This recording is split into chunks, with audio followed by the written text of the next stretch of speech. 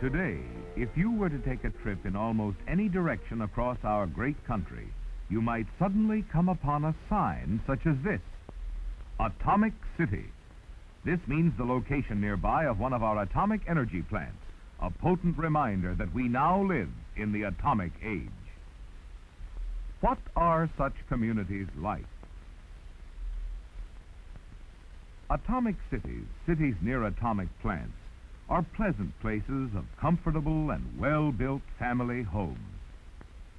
There are modern schools and churches, libraries, hospitals, post offices, and railroad depots. A few are government-owned, most are not. There are bustling business sections. With the ever-increasing use of nuclear energy, more towns may eventually become atomic cities. Cities near safe and efficient atomic plants. Yes, our atomic city is exactly like any other, and special and detailed precautions are taken to keep these expanding communities that way. This golf course, for example, similar to thousands just like it all over the country, with well-tended greens and tricky traps. But if this player should send a long drive out of bounds, she might discover this man. He is protecting the people who live near an atomic installation by taking vegetation samples to test for the presence of radioactive materials.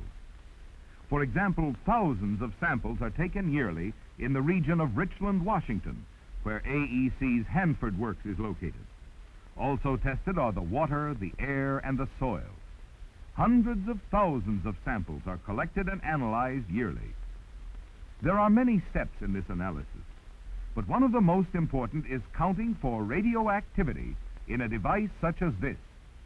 All year long, in the region of this and other atomic cities, crews range the countryside, taking earth, vegetation, and water samples.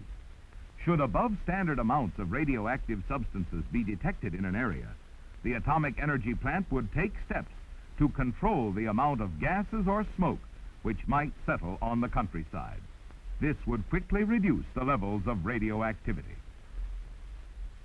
Here at Hanford are stored some 15,000 soil samples, classified as to type, depth, and time.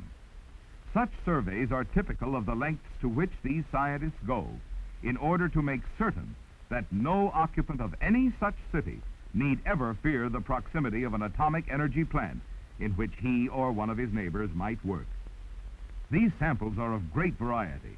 They range from sand, loam, clay, gravel, and many others. Some types of soil retain radioactive materials longer than others. All contain some naturally occurring radioactive elements. Whatever their nature, the amount of radioactivity present will be determined at the laboratory here at Hanford. This will be done in several ways, including chemical tests. Such work as this goes on year after year with ever-increasing degrees of efficiency as we expand our atomic energy peacetime program. Everywhere in the vicinity of an atomic plant, the amount of radioactivity in the environs will be well sampled. At Hanford, a careful record is kept on a map. Ever stop to think that the breeze which rustles the flowers and trees and carries the scent of spring, the warmth of summer, and the spice of winter could be radioactive?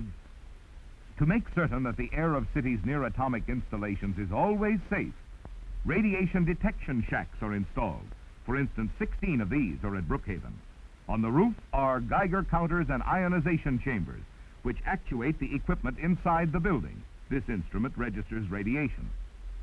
Here is a continuous flow dust monitor. This register panel records the data fed it by the automatic instruments. Such equipment makes it necessary to visit this shack only once weekly to collect the information. This camera takes a picture every 6 minutes and so produces a continuous record. But suppose you are a worker in an atomic energy plant located near one of these atomic cities. This is you coming home to your family. Aside from the usual safety precautions, what steps are taken to protect you at work? Matter of fact, there are many, so many that working in these plants is among the safest occupations in the world. Let's take a look at just one. This man is a lathe operator working on uranium. A hygiene engineer is about to take a sample of the dust in his vicinity. The instrument he is using is called a Cascade Impactor. An amazing thing about this device is the fact that it separates dust by particle size. A glass slide in the instrument has an adhesive surface to which the dust sticks. Such samples are taken at regular intervals in all places where there is any chance that the dust in the air may be radioactive. Now comes the analysis of the dust. This is the first step in an elaborate survey which will determine the amount of radiation in the sample.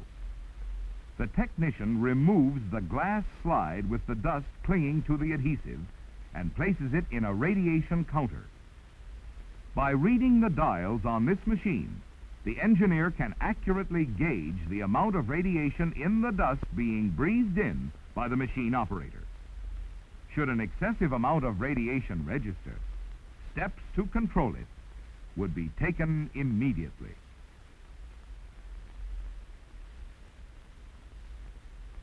Samples go also to the laboratory, where they will be subjected to chemical analysis, as you see being done here. This test will determine the amount of uranium in the sample. This is but one of the many precautions taken by the Atomic Energy Commission to protect the workers at their jobs. But there is another problem facing the people of our atomic cities, a problem which is calling for the best efforts of our scientists. That is the matter of waste disposal. One of the foremost considerations of the Atomic Energy Commission is the safety of these people who work and live in cities near atomic plants. Therefore, waste material which might be potentially dangerous must be removed and stored safely. This work is vitally important. So let's see how the problem is handled at Knowles Atomic Laboratory at Schenectady in New York. You are looking at part of the control panel of the waste disposal plant. As one prominent scientist has said, the speed with which we are progressing in the development of atomic energy may depend largely upon the techniques we devise to dispose of atomic waste products. Here at Knowles, two phases of the problem are being handled. First, disposal of its own radioactive waste. Second, the study of waste problems for other AEC laboratories. This unit is one of the most complete and systematic plants of its kind in the country, capable of handling more than 2.5 million gallons of waste per year. The process is as follows. Radioactive wastes from all parts of the laboratory are collected in these stainless steel tanks. After one of them is full, a sample from it is analyzed and the contents are evaporated. The water comes off as a vapor, which is collected in other tanks. Another analysis follows. If the radioactivity is sufficiently low, the material is discharged. If not, it is treated again.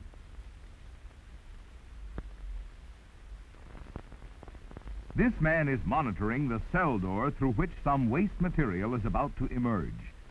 By this time, the residue from the steel settling tanks has been pumped into vacuum dryer cells. In this condition, the material can be removed and disposed of. The drum dryer cell has concrete shielded walls and a lead and steel access door. The waste in casks will be removed by means of a small, remotely controlled railroad cart. The heavy door slowly opens, and the area is carefully monitored for safety purposes. Should there be too much radiation for safety, the door would be closed immediately. The heavy metal door is locked in place hydraulically. And now the cart containing the shielded casks with their burden of radioactive waste can be brought out on the floor. The contents of these two casks are the small residue from thousands of gallons of once highly radioactive waste. Now it has been concentrated to a point where the problem of disposal becomes much easier. It will be hoisted on this overhead crane to the balcony, put on a hand truck, and then taken away for storage or burial. It is a fact that the tempo of work and research in the atomic energy field in the future may be geared somewhat to the speed with which laboratories and installations are able to develop safe and sure processes to rid themselves of the potentially dangerous waste materials created by the very nature of the work. The problem is an international one, as atomic energy work spreads to other nations. Peacetime atomic energy has already brought the world great benefits in the field of medicine, agriculture, biology, industry, and many others, and it will bring more. It will protect your health, improve your food, bring you less costly living products, and a greater measure of leisure and security. It will do this partially through the development of power, tremendous power released by the tiny invisible atom. This will be especially important in the power-starved areas in the world where routine fuels are scarce and expensive. And now the waste material is on its way to final disposal. Yes, on your travels across the continent, you may pass through several atomic cities. Some are large, some are small. But they are all good cities to live in which to raise your family, make friends, and enjoy a full life. Atomic cities, cities near atomic laboratories, will become more numerous as nuclear energy work expands, as we continue to travel into the atomic age. So continue your journey across the country. Who knows? Possibly your own community may one day become an atomic city through the magic of the atom.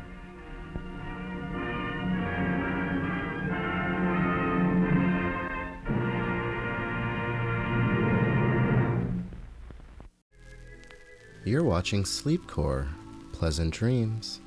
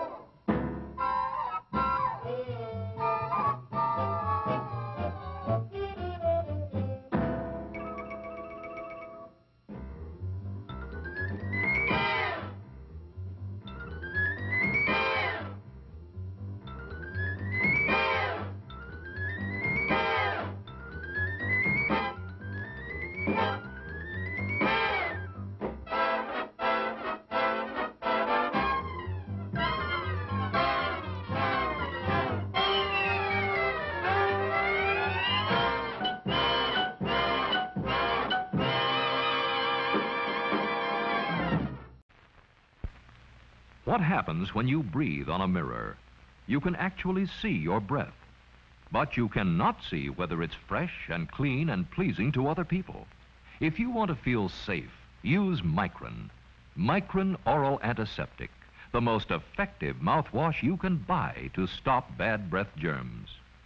Let's say these G's are the germs, breeding in your mouth and throat.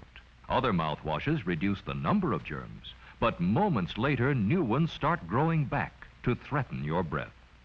Micron is different. It not only kills germs on contact, but it keeps the number of germs much lower, much longer. It's been proved more effective hours longer than any other mouthwash. So you can feel safer hours longer with Johnson & Johnson's new Blue Micron, most effective mouthwash you can buy to stop bad breath germs.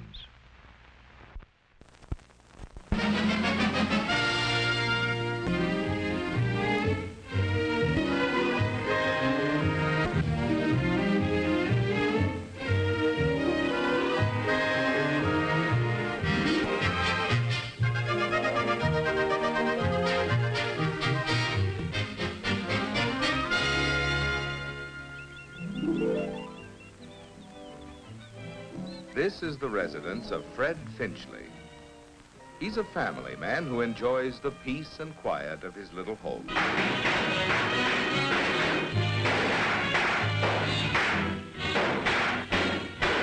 Fred Finchley has a good job. Freddie, look. And his family enjoys their standard of living. His salary keeps up with the cost of living, and he owns some of those work-saving appliances we all admire so much. Finchley always checks to make sure he gets his money's worth. But after paying his bills, his savings account, and life insurance premiums, there never seems to be enough money left to pay for that. But there's a time for dreaming and a time for working. So every workday morning, Finchley joins the stream of traffic that flows toward his job. As you can see, Finchley could not be called director, but he always gets to work. Right on time. Hey! Salary $60 a month. Have a cigar. Thanks for the good work, Finchley. Well, gee, thanks, JB, for the cigar and the raise. $60 a month. Hey, can I use it? Sure you can, Mr. Finchley. But how? How? Yes, what will you do with those extra dollars? There are lots of things you could do. Bury it in a tin can in the backyard, for instance. But idle money may in time depreciate. Or you could spend it on a couple of nights out a week with the wife.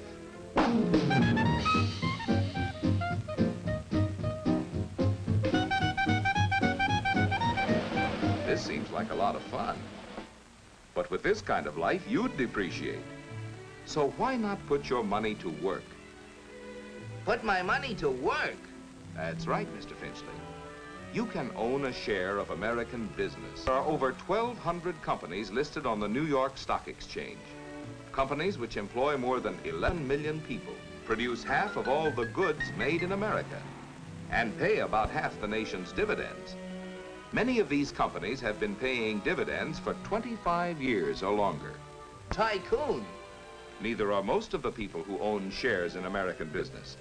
3 out of 4 of all share owners are in families which make less than $10,000 a year. The raise was only $60 a month. Well, the monthly investment plan specifically designed for anyone who wants to invest in common or preferred stocks on a pay-as-you-go basis. You can $40 up to $1,000 every month or every 3 months under MIP. So why not a member firm of the New York Stock Exchange and get some practical advice on how to own a share in American business? And before you invest, investigate. Yeah, invest. Just think, with $60 a month, I could...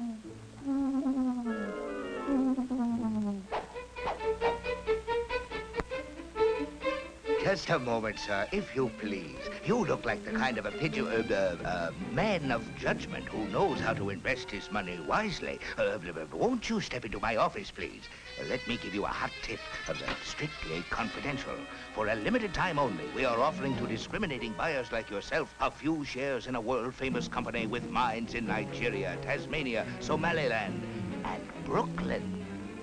It's Utopium Unlimited. It glows in the dark. Small investment, big profit. As a special favor, I'll let you have 100 shares for only 40 cents a share. That comes to $40, plus, of course, $20 for putting you onto a surefire moneymaker. You are now a man of substance. Hey, you!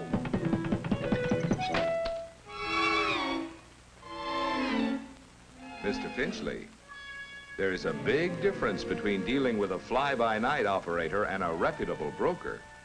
Please sit down, Mr. Finchley. First, tell me, what are you gonna sell me? Not a thing, Mr. Finchley. As members of the New York Stock Exchange, we are prepared to be of service to you if needs. Every day, member brokers buy hundreds of thousands of shares of stock. A doctor in Atlanta wants to buy some stock. A farmer in Spokane wants to sell his stock in the same company to get cash, say, for a new tractor. The Atlanta broker for the buyer and the Spokane broker for the seller speed the orders to their exchange members on the floor of the New York Stock Exchange. When the floor broker representing the buyer bids the price asked by the floor broker representing the seller, a transaction is made. When you sell securities on the New York Stock Exchange, you win cash by the buyer. Every day, millions of dollars of listed securities are bought and sold on the New York Stock Exchange. You can check the price of your stock in a daily newspaper, or by getting the latest market quotation from a member broker like myself. Well, how do I get the facts before I invest? Before you'd buy stock in a company, you'd want to know, among other things, its record of sales. For previous years, what dividends it has paid, and its prospects for the future. Of course, we can't foretell the future, but we can give you many facts and figures to help you select a suitable stock. Well, how about this monthly investment plan? Maybe I'd want to invest only about $50 a month. Well, MIP was set up for people who want to buy stocks on $50 a month can build up quite a little nest egg. Suppose you take a trial run, an imaginary investment route. You might stock selling for $100 a share. Let's say you invest $50 each month in a stock selling for $20 a share. At this price, your buys almost 2.5 shares the broker's commission. If the price of your stock drops, don't get discouraged, providing you believe the long-range price trend will be upward. Of course, you can sell at any time. You lose on stock that cost you more than $50 a share. In addition, you'll have to pay the broker's commission on the sale. To continue the plan, monthly payment of $50 buys 3 1/2 shares of stock at $15 a share, to $27 a share. If you sell here, you'll have a profit on the shares that cost you less than $27. Your $50 monthly payment buys 1 1/2 shares of stock at the price of $27 a share. Of course, the price of a stock can go down as well as up. But with a long-range monthly investment plan, your $50 a month buys more shares when the price is low, fewer shares when the price is high, to average out the price of all the stock you purchase. You can quit the plan at any time, Mr. Finchley, and take the shares you have purchased. But the idea of the monthly investment plan is to invest every month on a long-range basis in the stock of a company that you think will have good earnings and pay dividends. Take, for example, a company whose stock is selling at $20 a share. If that company, over the past year, paid out $1 a share, the dividend yield comes to 5%. You can keep the cash, Or if you wish, the dividends can be automatically reinvested for you. Now, the investment route you're traveling is a good one because the stock has paid satisfactory dividends. And even with its ups and downs, the long-range price trend has been upwards. Looks pretty good. Thank you. But before I invest, I'm going to study the facts myself. That's right, Mr. Finchley. All investors should study the facts carefully before they buy any stock. And remember, the monthly investment plan is designed especially for people who want to invest as little as $40 or $50, as well as for those who want to invest up to $1,000 every month or every 3 months. There are many promising investment routes to travel. Many companies whose stocks are listed on the New York Stock Exchange have helped to build our rising standard of living by constantly creating new jobs, services, and products. Therefore, Mr. Finchley and all those who can assume the risk of seeking dividends and profits can put their dollars to work by owning their share of American business through the monthly investment plan.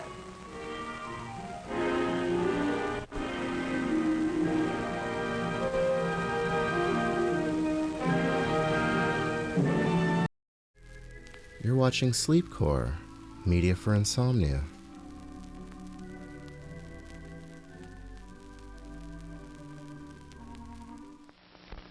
Univac, the giant electronic brain made only by Remington Rand, takes business statistics from magnetic tape, letters, numbers, and punctuation marks, processing them through its electronic circuits at phenomenal speeds. Univac can compute payrolls electronically, then produce printed checks in a flash. Over 8,000 checks an hour with this high-speed printer. Univac leads the field of electronic computing.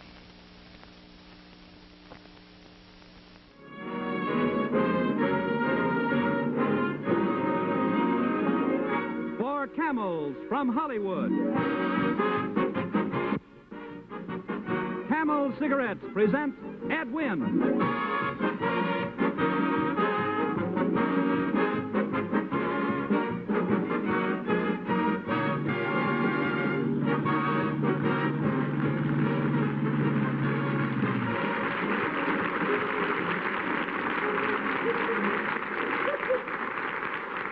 Oh, she's a lovely girl. She looks for people who walk a mile for a camel, then she gives them a ride, you know. Thank you very much.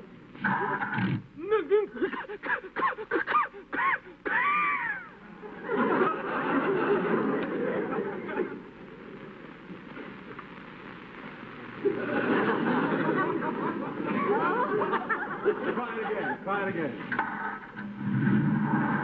There you are. Thank you very much. Now you know what those holes are for, you see.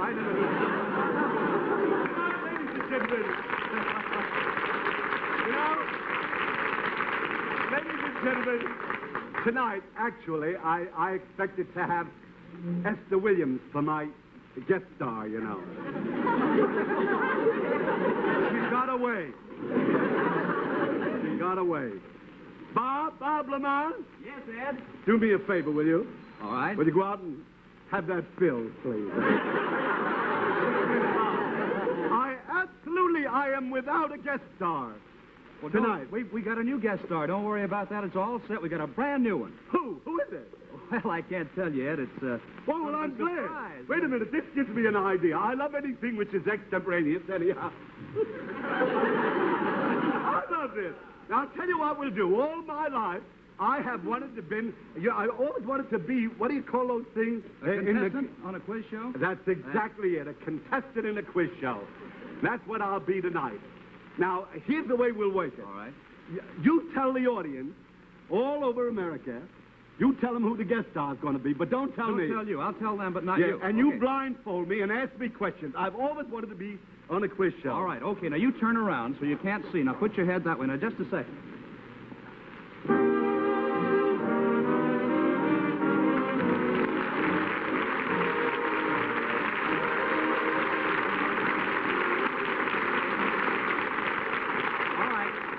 I'll tell you what, Ed, you take your glasses off, Yeah. and I'll have our mystery guest star blindfold you. You put the I blindfold see. over his head. I'm going to like this. Okay, now don't turn around. Yeah. Huh? Okay, Yeah. now you can turn around. Yeah. Now, wait a minute. All right.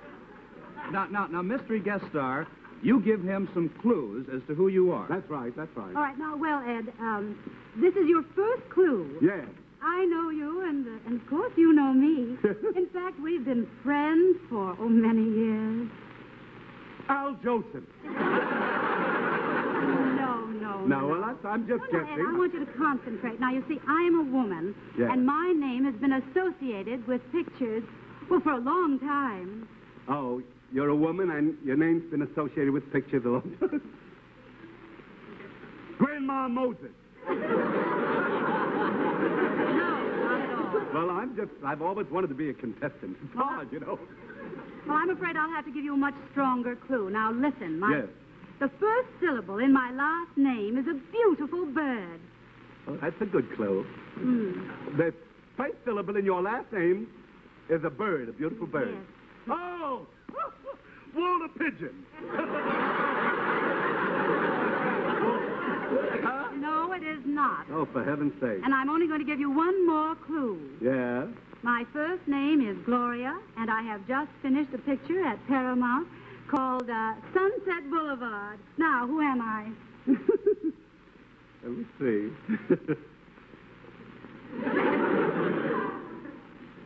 Sunset Boulevard. Gloria Swanson! Oh, goodness me.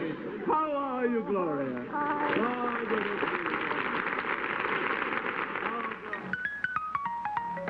It's a great new gas mask, power fuel, Speedway 79, power fuel, the F2 gas fuel, and surpass Speedway power fuel. The gas tank's connected to the gas line, the gas line's connected to the fuel pump, the fuel pump's connected to the carburetor, and you get more power from power fuel.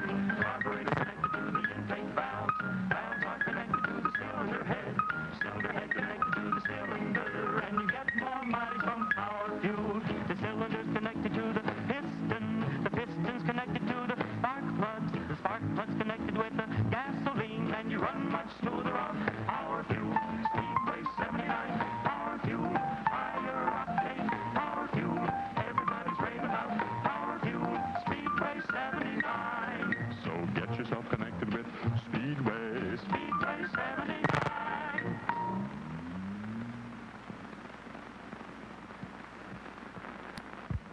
Use Ajax! Boom, boom. Colgate's new Ajax cleans all bathroom surfaces up to 50% faster. Use Ajax! Boom, boom. The foaming cleanser Boom, boom, boom, boom, boom. gets things clean just like a whiz. You'll stop paying the elbow tax when you start cleaning with Ajax. So use Ajax, Boom, boom. the foaming cleanser. Boom, boom, boom, boom, boom. Floats the dirt right down the drain. Boom, boom, boom, boom, boom, boom. Ajax leaves no gritty cleanser scum in tub or sink. So use Ajax, Boom, boom. the foaming cleanser. Boom, boom, boom, boom, boom, boom. Floats the dirt right down the drain. Boom, boom, boom, boom, boom, boom. Ajax, the new scouring cleanser, foams as it cleans. Ajax cuts grease faster than any other leading cleanser. Ajax polishes with half the effort. And it smells good, too. So use Ajax.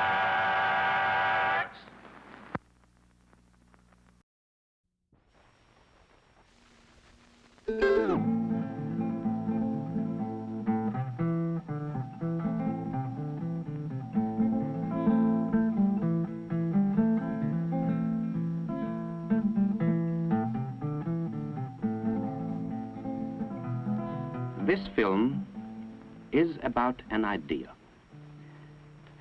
we call the polymorphic concept of data processing system design, which is a complicated name for an idea, we admit. But the idea itself isn't so complicated when you think of it in terms of how people get machines to help solve their problems. Now, if you have a problem to be computed, you take it to a computer. And as your problems get bigger, you need a bigger computer. As more and more guys like you have problems to solve, they take turns on the computer, which isn't so bad if the computer is fast enough, which it can be if it is big enough and expensive enough. But as the number of guys and the number of problems increase, the machine gets huge. Isn't that a waste?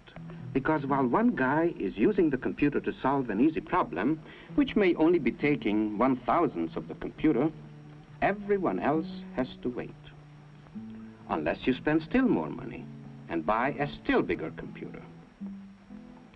But worse, if one piece fails, the whole computer will probably quit, even though most of it is perfectly good, ready, and willing to work. What's wrong here? To start with, if you look inside, you see that it isn't just one solid hunk of computer, but a lot of individual parts and circuits which each have specialized functions. Now it would be nice if someone would divide the huge computer into little parts, unsolder the connections, so that everybody could get a chance to use the parts he needs for his particular problem. Next, you will want to organize things a little.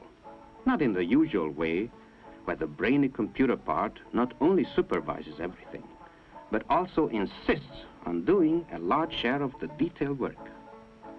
What you want is more delegation, a more easygoing, cooperative relationship between all the parts so that they can associate freely and directly with one another and in various ways. Isn't this a lot of fun? Actually, of course, the electronic boxes don't move. You just make a nice, flexible, automatic switchboard connection like the telephone company does.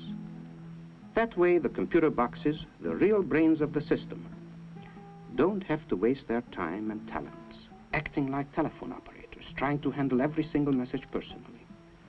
They can stick to computing and let the other boxes do the detailed work, such as remembering large number of facts or sending messages from one box to another or carrying out simple logical routines. And so, each computer box doesn't have to be so big now. This is distributed control, distributed memory, distributed arithmetics, distributed everything. And it makes sense, because now more than one guy can be using the system at the same time to solve a number of easy problems. And when those occasional crash problems come along, your system can reconnect itself in a matter of microseconds to get the big, urgent jobs done, as well as an ordinary, giant computer could do them. And if one box quits, it's no great catastrophe. The system just automatically switches the job to another box. If you find yourself getting the busy signal too often, you buy more of exactly the kind of boxes you need. That's like adding on new subscribers as they move in. Or you can add more displays so that more people can see what goes on. Suppose your problem calls for a lot of detailed work to do most of the time. Then you buy boxes to give you all the memory or messenger service or whatever else you need. On the other hand, if your problems are mostly heavy-duty brain work, you can load your system up with computer boxes. When you really need it, and can prove you need it, you can put together a big system, or even a really, really big one, without over-investing early, or throwing anything away, or starting from scratch again. So you save money. And all the while, you have better reliability, and multiple use, and better access. You can even switch together 2 complexes, or 3, or 4, like a nationwide telephone system. Or you can connect in one of those ordinary giant computers as a subscriber if you go for super systems. And this doesn't mean that you end up with one big party line. You can keep some of the lines private by opening a few switches permanently, so that certain information won't be available to nosy subscribers. And so now you see that it wasn't just exactly a computer you wanted, but a group of guys with brains and a group of boxes with electronic brains and consoles and displays, all connected together in varying ways and growing together so that the partnership can solve more problems per dollar than each group could solve by itself. And this is all there is to the data processing concept known as polymorphic, many-shaped, or multiple mode, or the matrix concept, or maybe just the common sense switchboard idea in data processing systems. Now it just so happens that Thomson Ramo Wooldridge has been working on the polymorphic idea for several years. And, in case you hadn't already guessed, we have built the first actual polymorphic system. If you're interested, let us know.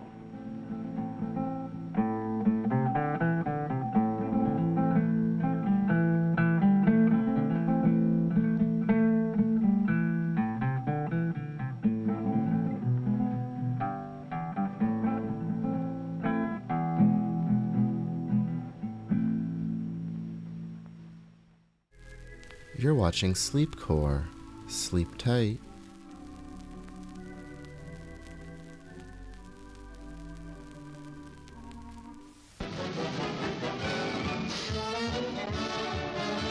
A new landmark rises at Pleasanton. It is the nation's first privately financed and operated atomic power plant. Leading figures in the atomic world are present for the inauguration ceremonies. Prominent among them is Admiral Lewis L. Strauss, chairman of the Atomic Energy Commission. After a welcoming speech by Governor Goodwin Knight, the ceremonies are climaxed when Admiral Strauss drills holes for the plaque bearing the plant's license number. Then a tour of the 5,000 kilowatt plant begins with entry of the airlock.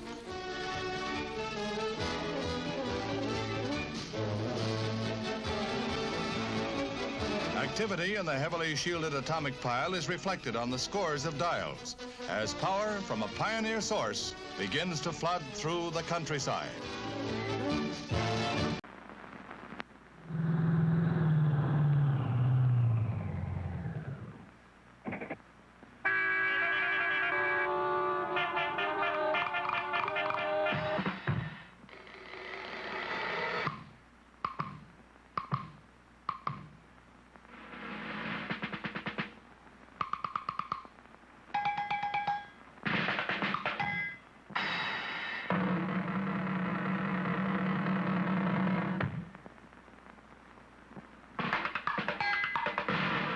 Fill her up with SO Extra gasoline.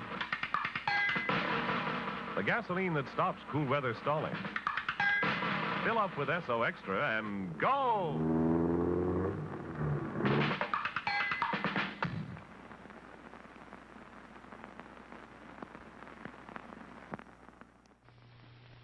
Space Patrol!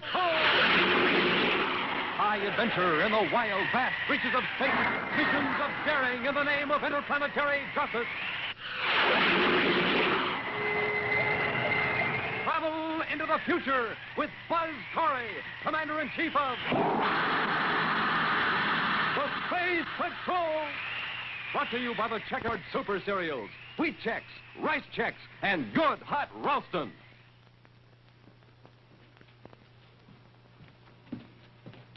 Where's Happy? I don't know. There was a fire. At least I thought there was out in the corridor. When I ran up, came back in here, Hap was gone. I should have anticipated it. Anticipated what? You, Robbie, you're seeing images, too.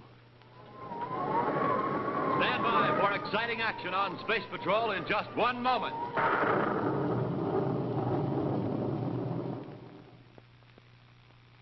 Hi, gang. Commander Corey reporting from the experimental lab. Ever see a portable power generator? Here's one. To generate power, it needs fuel. Well, let's put some in. Press the control button and see what happens. Sounds pretty weak, doesn't it? Could be the fuel I used. So this time, let's try super fuel.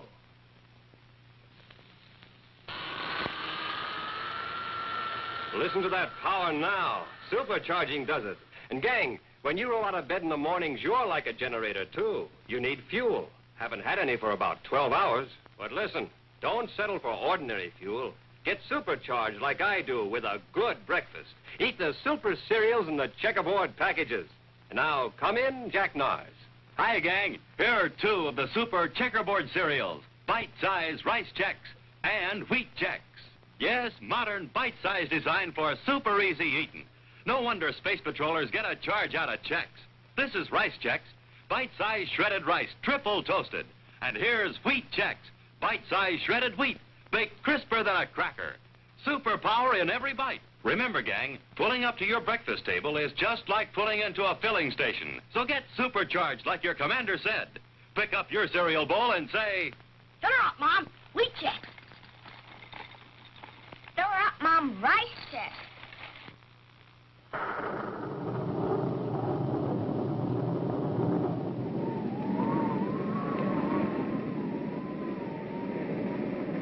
returning from a routine tour of inspection of the far-flung units of the Space Patrol, Commander Corey flies his battlecruiser Terra 5 back to its home port, Terra.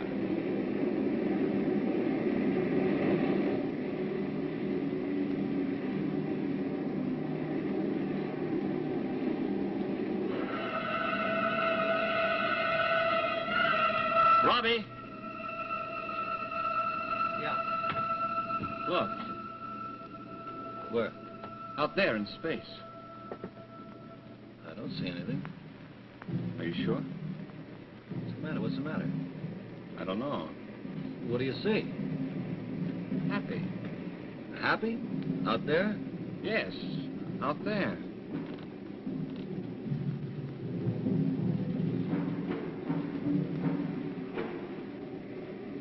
Commander, are you all right, sir? Can't you see it, Robbie? I'm sorry, sir. I'm afraid I don't see anything. This is ridiculous, sir. I look out there, straight ahead. I see. Now, wait. Now it's changed. It isn't Happy anymore. It's somebody else.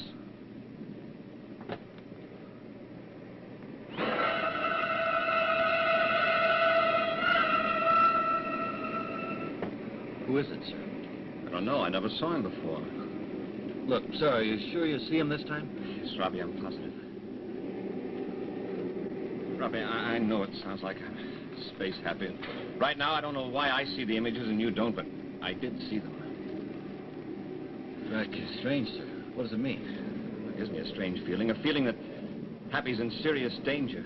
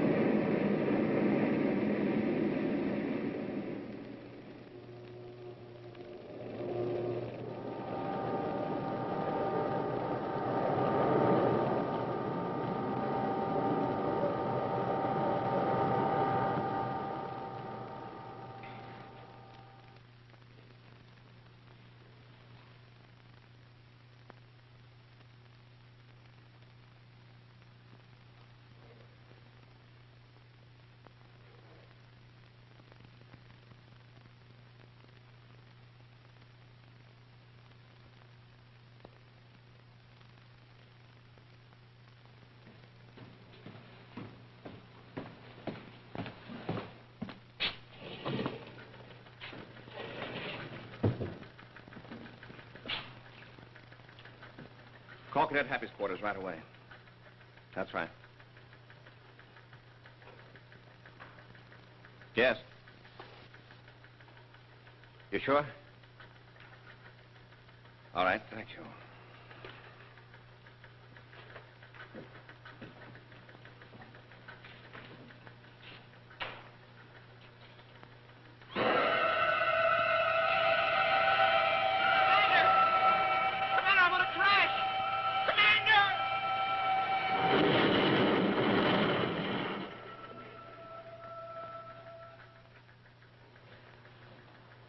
Commander.